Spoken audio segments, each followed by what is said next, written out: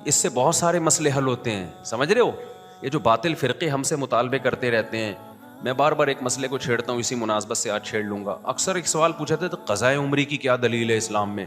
اتنی ساری نمازیں قضا ہو جائیں, 10 سال کی نمازیں قضا ہو جائیں تو نمازیں ساری پڑھنا ضروری ہیں, کوئی حدیث لے کر آؤ. اکثر مطالبہ کر رہے ہوتے ہیں نا آج کل کے اسکالر کہ کیا دلیل ہے بھائی 10 سال. بھائی ہمارے ذمے دلیل پیش کرنا ہے. آپ نے ہم سے کہا نا کہ حدیث لے کر آؤ, ہر مسئلے پر حدیث نہیں ہوتی ہے. حدیث میں اصول ضابطہ بیان کر دیا, البینۃ علی المدعی والیمین علی من انکر.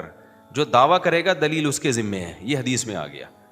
تو ہم یہ تو ثابت کر دیں گے عقل سے کہ مدعی آپ ہو, دعویٰ کرنے والے ہم نہیں ہیں. مدعی آپ کیسے ہو؟ اسلام میں ہمیں یہی ملتا ہے کہ جب نماز قضا ہوئی ہے, چاہے جان کر قضا ہوئی, نبی کی سیرت سے ہمیں یہی ملتا ہے. نبی کی 4 نمازیں قضا ہوئی میدان جنگ میں, کیونکہ اس وقت جنگ میں کیسے نماز پڑھنی ہے یہ حکم نازل نہیں ہوا تھا. 4 نمازیں قضا ہوئی ہیں, تو نبی نے پہلے ان کی قضا پڑھی ہے, پھر استغفار. تو آپ کی نماز جان کر قضا ہو, بھولے سے قضا ہو, 4 ہوں یا 4000 ہوں, اس فرق پر آپ کے پاس کوئی دلیل نہیں ہے. اب دلیل آپ کے ذمے ہے کہ اگر 4 نمازیں قضا ہوں تو پڑھی جائیں گی, 4000 قضا ہوں تو نہیں پڑھی جائیں گی. اس کی کیا دلیل ہے آپ کے پاس؟ اس پر کیا حدیث ہے آپ کے پاس؟ یہ تو آپ نے جرم کیا نا, 10 سال نمازیں چھوڑی ہیں, تو فوراً آیت پیش کر دیتے ہیں ما جعل علیکم فی الدین من حرج, اللہ نے دین میں کوئی حرج نہیں رکھا. سوال پیدا ہوتا ہے اس کی کیا دلیل ہے کہ اس میں حرج ہے؟ 10 سال کی نمازیں کسی پر لازم کرنے میں حرج ہے؟ کہاں حرج ہے بھائی؟ ہم 10 سال کی نمازیں یہ تھوڑی کہہ رہے ہیں کہ ایک دن میں پڑھو, ہم کہہ رہے ہیں 10 سال کی نمازیں 10 سال میں پڑھو آپ. اب بھی حرج ہے کیا؟ اپنی طرف سے چیزیں بناتے ہیں. آج کل مارکیٹ میں چائنا کا مال بہت بک رہا ہے مذہب کے نام پہ. تو اجماعی مسئلہ ہے یہ کہ اگر نماز قضا ہو گئی, چاہے 10 سال ہو 20 سال ہو, آپ کو وہ توبہ کے ساتھ وہ قضائے عمری بھی کرنی پڑی. اجماعی مسئلہ ہے, جو اجماع کے خلاف جاتا ہے دلیل اس کے ذمے ہوتی ہے. اسی طرح عورتوں مردوں کی نماز کا فرق جو میں بتاتے رہتا ہوں, اجماعی مسائل ہیں یہ کہ عورتیں سمٹ کے نماز پڑھیں گی. اب جو اجماع کے خلاف جائے گا دلیل اس کے ذمے ہے کہ وہ پیش کرے, کہ عورت کے بارے میں الگ سے حدیث پیش کرے کہ نہیں عورت بھی مردوں کی طرح نماز پڑھے گی. جب تک حدیث نہیں ہے تو اجماع سے یہ بات ثابت ہے کہ کیسے پڑھے گی, سمٹ کے نماز پڑھے گی. تو اور بھی ایک میں نے بتایا تھا نا گاؤں میں جمعہ نہیں ہوتا, بتایا تھا نا مسئلہ. ایک اہل حدیث عالم ہے, انہوں نے میرے خلاف ایک کلپ ریکارڈ کروا دیا فوراً. میں نے اس پہ دلیل بھی دی تھی کہ گاؤں میں جمعہ نہیں ہوتا. کیوں؟ صحیح حدیثوں میں یہ مضمون ہے کہ نبی صلی اللہ علیہ وسلم کے پیچھے صحابہ کرام گاؤں دیہاتوں سے باریاں لگا کے جمعہ پڑھنے آیا کرتے تھے مدینہ میں. یہ باریاں کیوں لگاتے تھے؟ کیونکہ وہاں گاؤں میں جمعہ نہیں ہوتا. وہ جمعہ پڑھنے کے لیے نا گاؤں کے لوگ آتے تھے, اس دفعہ ان کی باری ہے, یہ جا کے وہاں جمعہ پڑھیں گے, اور اگلی دفعہ ان کی باری. ینتابونا کے الفاظ ہیں, صحیح حدیث ہے یہ. کتنی بڑی دلیل ہے. حالانکہ ظہر کی نمازیں تو وہ باریاں لگا کے نہیں پڑھنے آ رہے نبی کے پیچھے, فجر کی نمازوں میں باریاں نہیں لگا رہے, عصر کی نمازوں میں باریاں ان کو پتہ ہے یہاں ہو جاتی ہے, جمعے میں باریاں لگا رہے ہیں وہ. تو اہل حدیث عالم نے فوراً, ایک تو وہ بعض ان کے علماء ایسے ہیں, سب کی بات نہیں کر رہا, وہ طنز بہت کرتے ہیں, ایسے کرتے ہیں جیسے ان کو کچھ پتہ ہی نہیں ہے. تو محترم نے فوراً ایک میرے خلاف کلپ بنا دیا. اب چونکہ زیادہ مشہور نہیں ہے, میں نام لوں گا تو مشہور ہونے کا خطرہ ہوتا ہے. پھر بعض دفعہ کسی مشہور کے خلاف انسان بیان اس لیے کرتا ہے تاکہ وہ میرا نام لے کے رد کریں اور میں بھی پھیل جاؤں. انہوں نے میرے خلاف کلپ بنا دیا. اس حدیث کا کوئی جواب نہیں دیا. کتنی بڑی دلیل ہے یہ. جواب یہ دیا کہ فلاں حدیث میں ملتا ہے کہ بحرین میں ایک گاؤں تھا جہاں جمعے کی نماز ہوتی تھی. لوگوں نے کہا کہ سب کے کمنٹس ان کے حق میں کہ یار زبردست جواب دے دیا. یہ تو آپ ہماری قوم کی سینس ہے. کوئی پوچھنے والا نہیں ہے کہ مکہ مدینہ سے ٹاپتے ٹاپتے آپ پہنچے کہاں؟ بحرین. جبکہ دیگر روایات سے پتہ چلتا ہے کہ وہ گاؤں نہیں تھا, قصبہ کبیرہ تھا, بہت بڑی آبادی تھی. وہ قریہ کبیرہ ہونا, یہ بڑا قصبہ, وہ بھی شہری کے حکم میں ہے. یہ تو خود اس بات کی دلیل ہے کہ اگر بحرین کے کسی گاؤں میں ہو رہا ہے اور بیچ کا کوئی گاؤں آپ کو ایکسپلین کرنے کے لیے نہیں ملا, تو یہ تو ہماری دلیل ہے کہ اس کی علامت ہے کہ واقعی نبی کے دور میں گاؤں میں جمعہ نہیں ہوتا تھا. لیکن لوگوں میں وہ، تبھی میں کہتا ہوں مجتہدین کو فالو کرو، مجتہدین کو، آج کل کے اسکالرس کو فالو مت کرو، بہت خلط مبحث کر دیتے ہیں یہ لوگ، دائیں بائیں بائیں سے دائیں. میں وزیر آباد میں تھا نا، تو 3 طلاق کے مسئلے پر بڑی بحث ہوئی وہاں پہ. میں نے پورا مسئلہ ریکارڈ کروایا کہ 3 طلاقیں 3 ہی ہوتی ہیں. تو کسی نے مجھے ایک اہل حدیث کا فتویٰ لا کے دکھایا، اس میں یہ لکھا ہوا تھا کہ بھائی اب یہ پرانا دور ہے، اب تو لوگوں کو قرآن و حدیث سمجھ میں آنا شروع ہو گیا ہے. تو ان کے الفاظ یہ تھے ان عالم کے کہ دیکھو اب تو مصر میں بھی قانون بن گیا کہ 3 طلاقیں ایک ہوں گی، اور اب تو سوڈان میں بھی قانون بن گیا ہے 3 طلاقیں ایک ہوں گی، اب تو فلاں ملک میں بھی قانون بن گیا ہے 3 طلاقیں ایک ہوں گی. تو وہ بڑے متاثر ہو کہہ رہے ہیں یار مفتی صاحب یہ اتنے بڑے بڑے ملک 3 طلاق کو ان کی عدالتیں ایک کر رہی ہیں، پرانا قانون ختم کر کے نا 3 طلاق 3 والا ختم کر کے ایک پہ لا رہی ہیں، تو یہ سارے بیوقوف تو نہیں ہیں. میں نے کہا انہی کی اس بات میں ان کی دلیل کا جواب ہے. یہ کہہ رہے ہیں مصر میں 1965 میں 3 طلاق کو ایک قرار دیا گیا، حالانکہ مصر میں اسلام 1965 میں آیا ہے، حضرت عمر کے دور میں آیا ہے. یہ تو تبدیلی کے لفظ ہیں کہ قانون تبدیل کیا گیا، اس کا مطلب 1965 تک مصر میں 3 طلاقیں کتنی تھیں؟ 3 تھی. یعنی 1300 سال تک عدالتوں میں یہ حکم رہا ہے 3 ہوں گی. 1300 سال کے بعد والا مصر اچھا ہے، 1300 سال تک مصر کے علماء عدالتیں گھاس کھا رہی تھی بیٹھ کے. یعنی جس پہ لوگ سبحان اللہ کہہ رہے تھے نا اس فتوے پر، یار بڑا زبردست مفتی صاحب نے فتویٰ دے دیا نا، وہ جو اہل حدیث عالم تھے کہ یار مصر نے بھی، یہ پاکستان اور بر صغیر اور انڈیا پاکستان کے یہ دیوبندی وہابڑے یہ لوگ ہیں جو ٹس سے مس نہیں ہوتے، اندھے مقلد ہیں، باقی تو براڈ مائنڈڈ حکومتیں ہیں، قرآن و حدیث پر فیصلہ کر رہی ہیں. وہ ابے یہ براڈ مائنڈڈ حکومتیں ہیں، آ جا رہا ہے اسلام یہاں پہ. سوڈان میں آج اسلام آیا ہے، کہہ رہے سوڈان میں بھی 1955 میں کر دیا یا 65 میں کر دیا. میں نے کہا سوڈان میں اسلام کب آیا ہے؟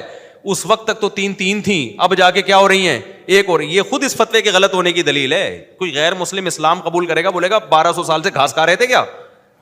اب تمہاری سمجھ میں قرآن و حدیث آیا ہے؟ نہیں آئی میرا خیال ہے بات سمجھ میں. 1200 سال سے کیا کھا رہے تھے تمہیں یہ نہیں پتا تھا طلاقیں 3 ہوتی ہیں کہ ایک ہوتی ہے؟ اور ہمیں کہتے ہیں دیوبندی یہ ایسے کرنے، فلانے ایسے کرنے. ابھی ایک اور مولانا صاحب ہیں جنہوں نے میرے خلاف کلپ بنایا تھا نا، انار والا، جو میں نے رجوع کیا تھا یہ حدیث مجھ سے بیان کرنے میں غلطی ہوگی. انہوں نے پھر 3 طلاق پر بنایا کہ دیوبندی کہتے ہیں 3 کتنی ہوتی ہیں؟ 3 ہوتی ہیں. پھر سعودیہ کے مفتیوں کے حوالے دیے 3 ایک ہوتی ہیں. کس قدر خیانت کر رہے ہو یار آپ. دیوبندی 3 کو 3 نہیں کہتے، سارے صحابہ 3 کو 3 کہتے ہیں، تابعین 3 کو 3 کہتے ہیں، چاروں امام 3 کو 3 کہتے ہیں، امام بخاری 3 کو 3 کہتے ہیں. مگر ان کی ٹھڑک دیکھو آپ دیوبندیوں کے خلاف. جہاں کسی دیوبندی کو ذلیل کرنے کا موقع ملتا ہے نا، نام کس کا لیتے ہیں؟ دیوبندی. ایسا کہہ رہا ہوں، نیچے بھی سارے انہی کے مکھنچو اندھے مقلد کہہ رہے ویل ڈن زبردست. دیوبندی 3 کو 3 اس لیے نہیں کہتے کہ وہ دیوبندی ہیں، اس لیے کہتے ہیں کہ عبداللہ بن عباس 3 کو 3 کہتے ہیں، عبداللہ بن مسعود 3 کو 3 کہتے ہیں، حضرت عمر 3 کو 3 کہتے ہیں، حضرت عثمان 3 کو. سارے صحیح سندوں سے ثابت ہیں. ایک سند پر بھی غیر مقلد یا اہل حدیث حضرات اعتراض نہیں کر سکتے اس کی. حضرت علی کو تو کسی نے کہہ دیا کہ ان کی طرف نسبت کر دی کہ آپ نے 3 کو 1 کہا، وہ تو غضبناک ہو گئے. اتنی واضح. امام احمد بن حنبل تو کہتے ہیں جو 3 کو 3 نہ مانے وہ اہل سنت والجماعت میں ہے ہی نہیں. امام بخاری کے استاد ہیں امام احمد بن حنبل. لیکن اپنی ٹھڑک پوری کرنے کے لیے نا چند سعودیہ کے 1-2 مفتیوں کا حوالہ دے دیا. اور جو سعودیہ کے جو بڑے بڑے مفتیان کرام جن کا جو فقہ حنبلی کو فالو کرتے ہیں، امام احمد بن حنبل کی رائے کو فالو کرتے ہیں، وہ سارے ایک طرف. تو چند لوگوں کا جو ان کی رائے کے موافق تھے وہ حوالہ دے کے سارا نزلہ کس پہ گرایا جا رہا ہے؟ دیوبندی ایسا کرتے ہیں، دیوبندی ایسا کرتے ہیں، فلانے ایسا کرتے ہیں. تو لوگوں نے بھی برا بلا کہا ہوا ہے. یہ منجن بک رہا ہے. یہ کیا ہو رہا ہے مارکیٹ میں میرے بھائی؟ بولو. مذہب کے نام پہ فرقہ پرستی کی مخالفت کے نام پہ منجن بک رہا ہے. ٹھیک ہے نا؟ فرقہ پرستی کی مخالفت کے نام پہ کیا بک رہا ہے؟ منجن. میں ایک دفعہ ٹیلی ویژن چینل میں گیا، انہوں نے کہا کہ دیکھیں قرآن حدیث میں تو 3 طلاقیں ایک ہوتی ہیں، حنفی لوگ کہتے ہیں کہ 3 ہوتی ہیں. میں نے کہا یہ آپ کی غلط بیانی ہے. قرآن حدیث میں بھی 3 ہوتی ہیں. اسی وجہ سے حنفیہ بھی کہتے ہیں کہ 3 کتنی ہوتی ہیں؟ 3. اور اسی وجہ سے شافعی بھی کہتے ہیں کہ 3 کتنی ہوتی ہیں؟ 3. اسی وجہ سے مالکی بھی کہتے ہیں کہ 3 کتنی ہوتی ہیں؟ 3. اسی وجہ سے حنبلی بھی کہتے ہیں کہ 3 کی. سارے چاروں اماموں نے اپنے اپنے طور پہ ریسرچ کی ہے، سب ایک ہی رزلٹ پہ پہنچے ہیں. اب سعودی عرب کی عدالتوں نے بھی 3 کو 1 کر دیا ہے. رپورٹیں آ رہی ہیں، ابھی مستند خبر نہیں ہے، لیکن یہ کب کیا ہے؟ سن 2022 میں یا 21 میں. سعودیہ میں اسلام سن 2021 میں آیا 22 میں آیا؟ بولو. سعودیہ سے تو اسلام نکلا ہے. سعودیہ کی کورٹ میں سن 2022 تک یعنی 1444 ہجری چل رہی ہے نا, 45 سوری, تو 1445 سال تقریباً ہجرت کے بعد جب طلاق کے حکام نازل ہوئے, وہ 2-4 سال نکال لیں آپ, اس سے لے کر اب تک 3 کتنی تھیں؟ 3 تھیں. اب جا کے سعودی کورٹ نے کچھ چینجنگ کر کے 3 کو 1 کر دیا. کون سے سعودیہ کو مانو گے؟ 15ویں صدی والے سعودیہ کو, یا جو 1400 سال سے سعودیہ میں اسلام آیا وہ والے مانو گے؟ نہیں آئی میرا خیال ہے بات. تو ہمارے اہل حدیث بڑے خوش ہو رہے ہیں اس پہ کہ یار سعودی کورٹ نے بھی قرآن و سنت کے مطابق فیصلہ کر دیا. آپ خوش نہ ہو, اس سے اسلام کا بیڑا کیا ہو رہا ہے؟ غرق ہو رہا ہے. جب غیر مسلم ہسٹری پڑھے گا نا, وہ کہے گا اتنا بیوی کے حلال حرام کا مسئلہ ہلکا مسئلہ نہیں ہے. ان کے ہاں تو 1400 سال جو پوری دنیا میں خلافت عثمانیہ, بنو عباس کی خلافت, بنو امیہ کی خلافت اور مغل بادشاہوں کی حکومت, جتنی بھی امپائرز رہی ہیں دنیا میں مسلمانوں کی, سعودیہ کی حکومت سعودیہ, یو اے کی حکومت, ساری عدالتوں میں 1200-1300 سال تو یہ کورٹ سے فتویٰ جاری ہوا ہے, کورٹ سے فیصلہ, کہ ایک مجلس میں کسی نے 3 دفعہ طلاق کا ورڈ دہرایا تو بیوی ہمیشہ کے لیے کیا ہو گئی؟ حرام. اور اب 15ویں صدی میں جا کے یہ دوبارہ سے اجتہاد کر رہے ہیں. تو یہ تحریف عیسائیوں نے کی ہے, یہودیوں نے کی ہے. بھائی مسلمان علماء اسکالرز اس تحریف کو کسی قیمت پہ برداشت نہیں کریں گے. یہ تو وہ تحریف ہیں جو یہود و نصارہ نے اپنی عقل استعمال کر کے کی ہیں اپنے مذہب میں. وہ بھی یہی کہتے تھے. 3 طلاق کو 1 کہنے والے کیوں کہتے ہیں؟ کہتے ہیں 3 طلاق کے بعد عورت کا گھر اجڑتا ہے, ایکچولی وہ حلالے کی طرف جاتی ہے, ایکچولی یہ ہوتا ہے, ہم یہ برداشت نہیں کر سکتے. بھائی آپ کی رائے پر شریعت کا مدار نہیں ہے. ایسے تو ایکچولی کر کے نا یہود و نصارہ نے بھی بڑا بیڑا غرق کیا دین کا. یہود و نصارہ نے تو تحریفیں کی, طلاق کا دروازہ ہی بند کر دیا. انہوں نے کہا ایکچولی جب طلاق ہوتی ہے گھر اجڑتا ہے, لہٰذا سب سے طلاق پہ پابندی لگاؤ.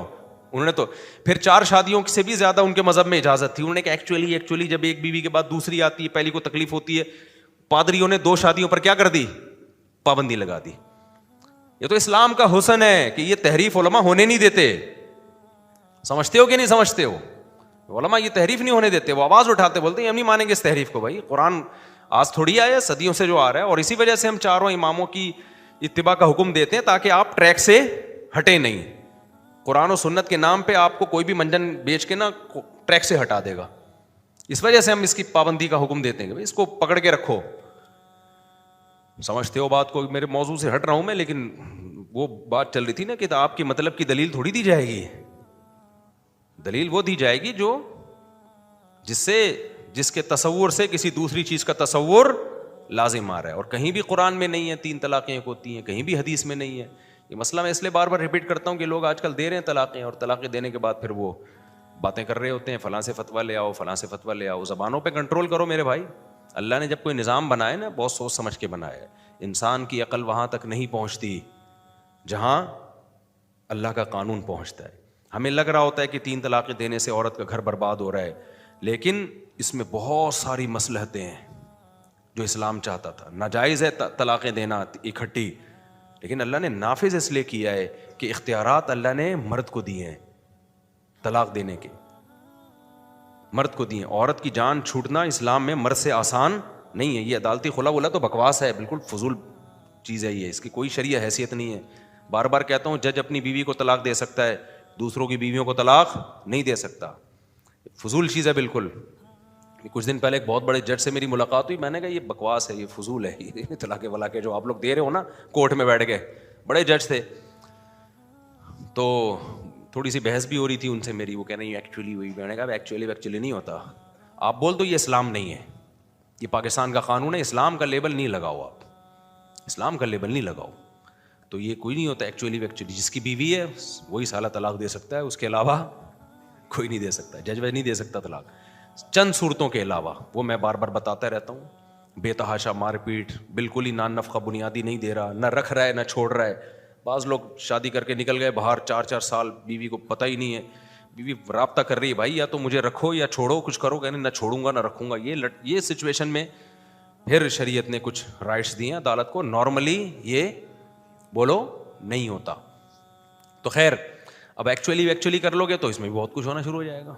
وہ یہی کہتے ہیں کہ ہمارے ہاں بعض مذہبی اسکالرز ایسے ہیں کہ یونائٹڈ نیشن جن اصولوں کو سامنے رکھ کے قانون سازی کرتی ہے نا, وہ ان اصولوں کو سامنے رکھ کر اسلام کے قانون میں تبدیلی کر رہے ہیں کہ دیکھیں ایکچولی اسلام تو ایک وسیع مذہب ہے, اسلام تو چاہتا ہے ایکچولی سب کے ساتھ اچھا ہو, تو ایکچولی اگر ہم عورت کے اختیارات بڑھا دیں تو سوسائٹی میں کیا ہوگا, اس پہ ظلم نہیں ہوگا. بھائی یہ پھر یونائٹڈ نیشن کی تقریریں ہیں, ٹھیک ہے نا. اسلام جو 1400 سال پہلے آیا, اور اسلام نے عورت کے فائدے کے لیے قانون بنایا ہے. بعض دفعہ ایک پہ ظلم ہو رہا ہوتا ہے لیکن بہتوں کو بہت سی محفوظ ہو رہی ہوتی ہے. سب سے بڑی حکمت یہ کہ جب مرد کو پتا ہوتا ہے نا میں جب تک نہیں چھوڑوں گا جائے گی نہیں, وہ اس کو اپنا سمجھتا ہے, جائیدادیں اس کے نام کرے گا, اس کے لیے پراپرٹی بنائے گا, وراثت کوشش کرے گا. جب پتا ہے کہ کسی بھی وقت مارکیٹ سے یہ کیا ہو سکتی ہے, شارٹ, پھر اس کا گرل فرینڈ بوائے فرینڈ والا رشتہ ہے اور کوئی رشتہ نہیں ہے. پھر اس کا کبھی بھی جا سکتی ہے, تو چھوڑو, ٹائم پاس کرو, زیادہ فری کرانے کی ضرورت